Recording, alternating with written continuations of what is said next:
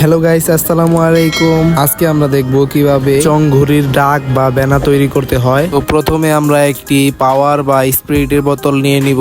তারপর একটা indicator blade দিয়ে কেটে নিচের অংশটা বাদ দিয়ে নিব। তারপর আমরা একটি কেচি নিয়ে নিচে থেকে কাটা শুরু করব। তারপর আমাদের ব্যানার যতটুকু পাশ লাগবে ততটুকু পরিমাণ আমরা কেটে নিব। এবার আমরা এক টুকরা কাঁচ নিব এটাকে সুন্দর করে চাচার জন্য।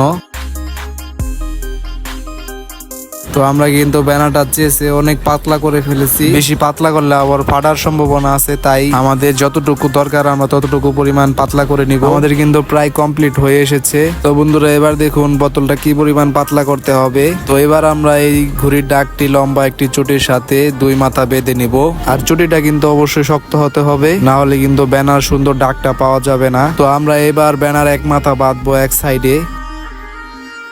তারপর আমরা চুটিটি বাঁকিয়ে নিয়ে অন্য মাথাও বেঁধে দিব।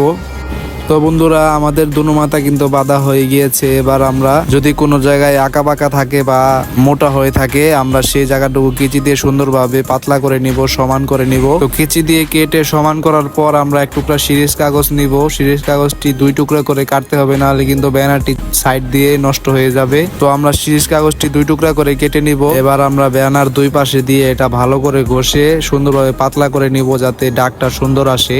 তো বন্ধুরা, আজকের এই ভিডিওটা যদি আপনার একটু ভালো লেগে থাকে, ভিডিওটিতে একটি লাইক দিয়ে অবশ্যই চ্যানেলটি সাবস্ক্রাইব করবেন। আর যদি ভিডিওটি ভালো লাগলে অবশ্যই সুন্দর একটি কমেন্ট করবেন। তো এবার ঘষা শেষে এবার ব্যানার ডাকটা একবার দেখুন কত সুন্দর হয়েছে।